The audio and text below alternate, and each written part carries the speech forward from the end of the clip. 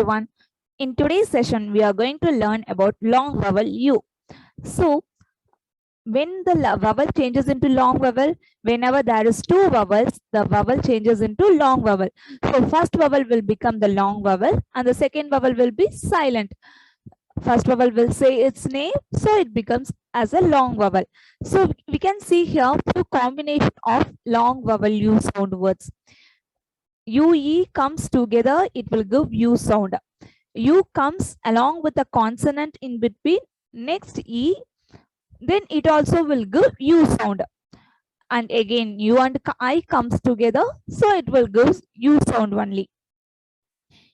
EW always gives U sound. Let me check the words. So, UE as in flute.